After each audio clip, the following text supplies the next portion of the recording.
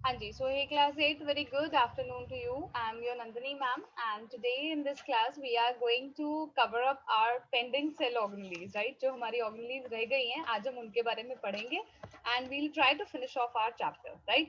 So आज जो first organelle I'm going to pick is mitochondria.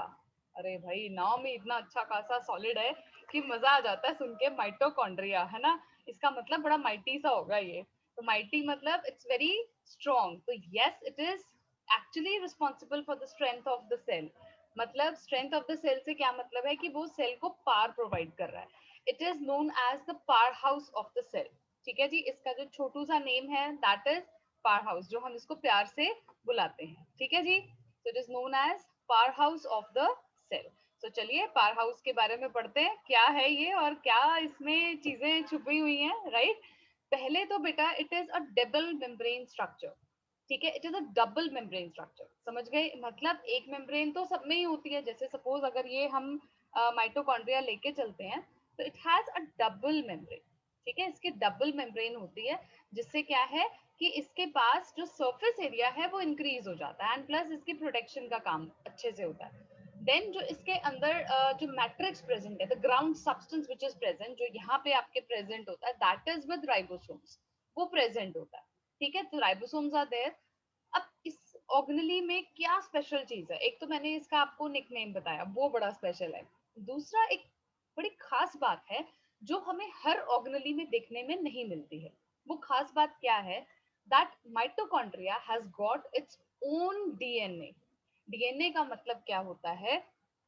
It is deoxy ribo nucleic acid. And इसकी जो definition है वो बहुत ज्यादा इंपॉर्टेंट है। ठीक है बेटा, बहुत डेफिनेशन कह रही हूँ, इसकी एक्सपेंशन ठीक है, ये एब्रीवेटेड फॉर्म है डीएनए और इसकी जो एक्सपैंडेड वैल्यू है, एक्सपैंडेड वैल्यू मतलब जब हम इसको फैला के लिखते हैं तो वो बहुत इंपॉर्टेंट है। It's deoxyribo nucleic acid. अब डीएनए की जो प्रेजेंस है वो अपने आप में ही एक माइलस्टोन है बेटा, किसी भी ऑर्गेनली के लिए इट इज लाइक आपके लिए एक स्पेशल फीचर हो गया।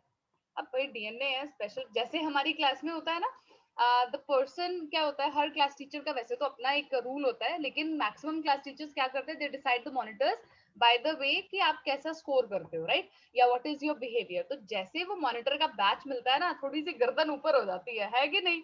एक स्टाइल तो आ ही जाता है। क्या कहते हो, कैप्टन का बैच मिल जाए।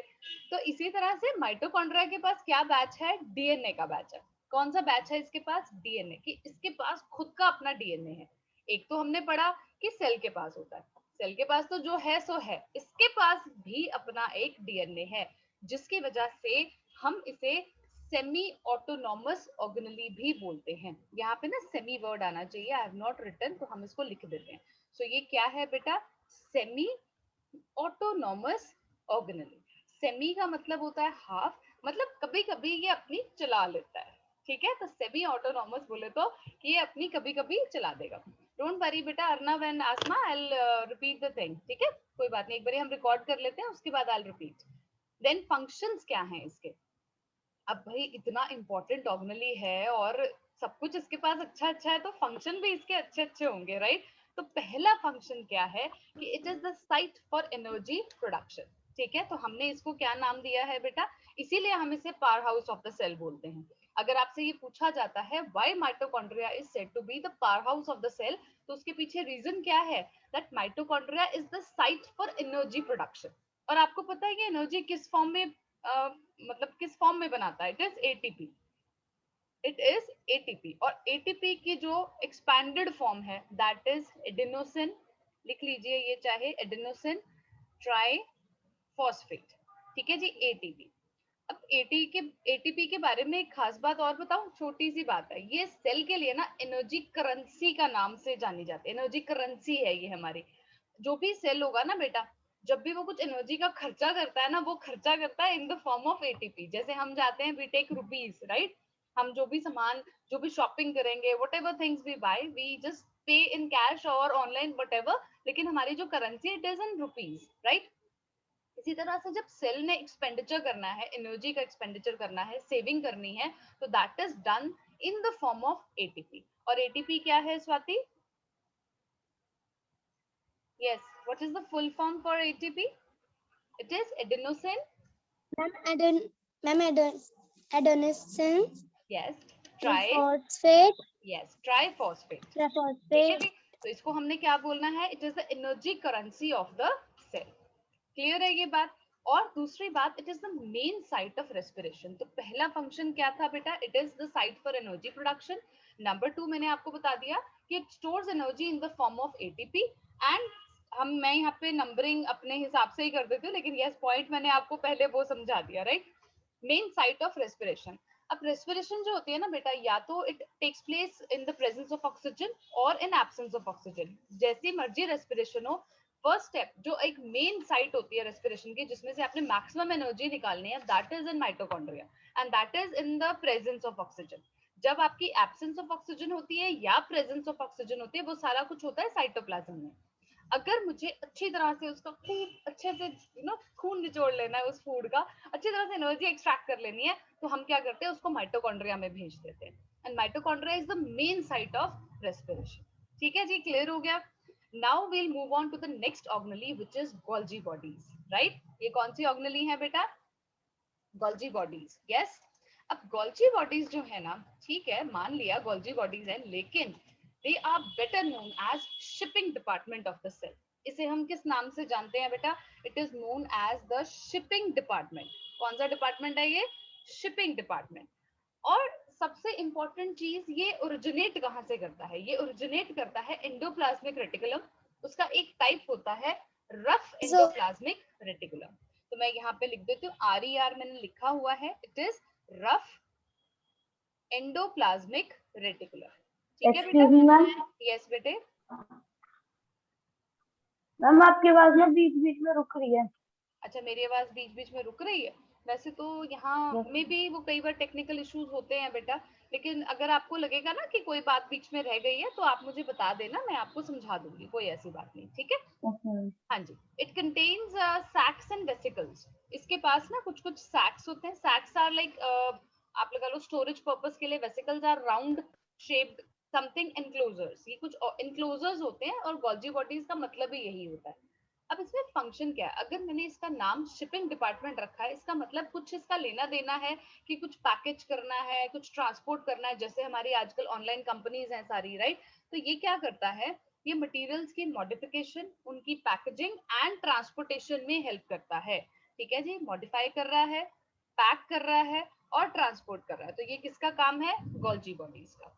ठीक है. जैसे कि आपके लाइसोसोम्स का बनाना, प्लाज्मा मेम्ब्रेन का बनना, तो ये इसके फंक्शंस में आता है. तो इसके मेन 2 फंक्शंस हैं.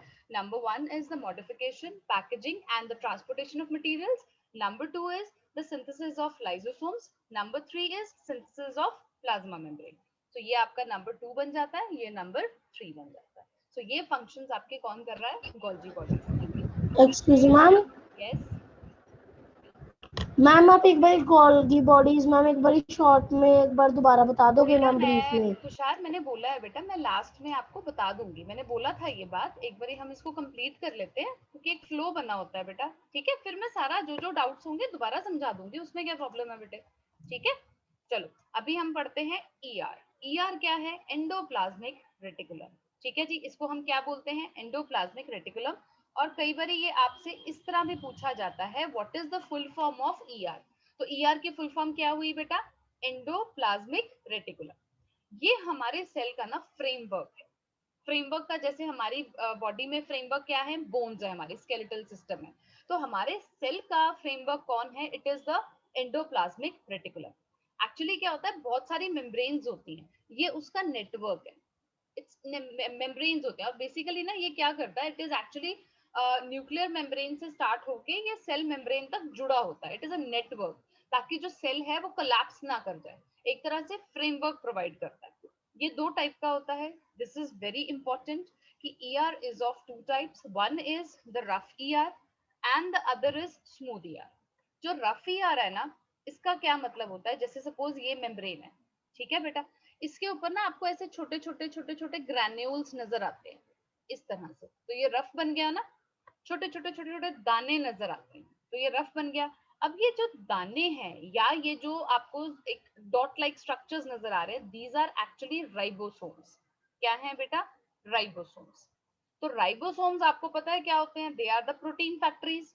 तो इसीलिए रफ ईआर जो है वो क्या काम में आता है, प्रोटीन बनाने के काम में आता है। Is that clear? प्रोटीन बनाने का काम समझ में आ गया। अब आता है yes ma'am. Smooth ER. Smooth ER में क्या है, जैसे ये मेम्ब्रेन है, इसमें कोई डॉट लाइक स्ट्रक्चर नहीं होगा, बिल्कुल प्लेन स्मूथ, इसीलिए इसका क्या नाम रखा है, स्मूथ। और स्मूथ ईआर आपका क्या करता है, लिपिड बनाने में काम आता है। लिपिड होते हैं बेटा एक तरह से आप इसको फैट्स समझ सकते हो, ठीक है बेटा। हम बायो में फैट्स की जगह sometimes we write down lipid, ठीक है जी। अब इसके फंक्शंस देख लेते हैं। देखो इसका मेन फंक्शन जो है that is it is forming the skeletal framework of the cell, ठीक है। पहला पॉइंट तो यही हो गया कि it is forming the skeletal framework. Number 2, ये एक सेल से दूसरे सेल तक ट्रांसपोर्ट कर रहा है materials, it helps in the transportation of materials from one cell to another, ठीक है। Number 3, it is providing surface या it is providing surface for the synthesis of proteins and lipids. जैसे मैंने आपको बताया रफ ईआर है, smooth ER है। Rough ER आपका प्रोटीन्स बनाता है और स्मूथ ईआर लिपिड्स बनाता है। And last very important is the formation of lysosomes, Golgi bodies and vacuoles. तो ये कहाँ से बनते हैं, आपके ईआर से। कौन कौन बन रहा है, लाइसोसोम्स बन रहे हैं, गोल्जी बॉडीज बन रही हैं एंड वैक्यूल्स बन रहे हैं। तो ये आपका क्या था, ईआर, ठीक है जी। अभी मैं डाउट्स आपके बिल्कुल एंड में लूंगी, so don't worry about the doubts, I will solve them, ठीक है। चलो ईआर समझ में आ गया, अब चलते हैं लाइसोसोम्स की तरफ। मैम ये आपने रफ ईआर के ऊपर क्या लिखा है ऑरेंज एरो से? रफ ईआर के ऊपर बेटा राइबोसोम लिखा है बेटा, मैम ये उसके पास राइबोसोम, मैम राइबोसोम किस लिए? प्रोटीन बनाने के लिए बेटा।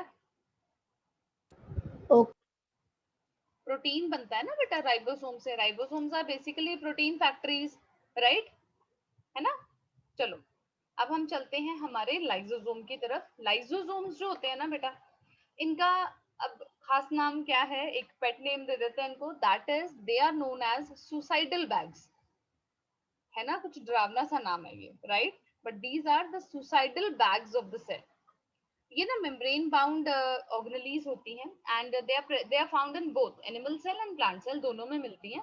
और they are filled with digestive enzymes.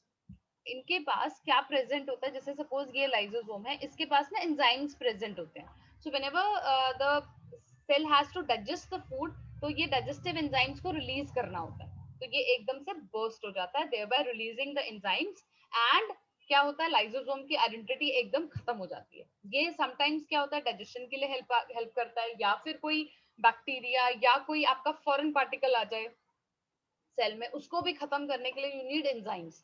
तो एंजाइम्स को बेसिकली यहाँ से आपकी इसने स्टोर करके रखा हुआ है एंजाइम्स को। तो एंजाइम्स को जब आपने स्टोर, जैसे आप होली पे आप बलून्स फुलाते हो पानी के, राइट। अब उसमें आपने पानी भर लिया, कलर्ड पानी भर लिया, अब किसी को आपने कलर पानी से गीला करना है, तो क्या करोगे, उस बलून को फोड़ोगे ना, वो बलून तो बर्स्ट हो जाएगा, it will lose its identity, खत्म हो गया वो तो, right. Same thing is with lysosomes. Lysosomes भी ऐसे ही आपके लिक्विफाइड डाइजेस्टिव एंजाइम्स उन्होंने फिल किए होते हैं। जब कोई इंट्रासेलुलर डाइजेशन हमने करना है, दे जस्ट बर्स्ट ओपन, वो एकदम से बर्स्ट कर जाते हैं, क्लियर है, देयर बाय। तो उसे हम इसीलिए बोलते हैं they are known as suicidal bags, clear है। ये जो डाइजेस्टिव एंजाइम्स होते हैं ना, इसको आप हाइड्रोलाइटिक एंजाइम्स भी बोलते हो, हाइड्रोलाइटिक एंजाइम्स, ठीक है जी।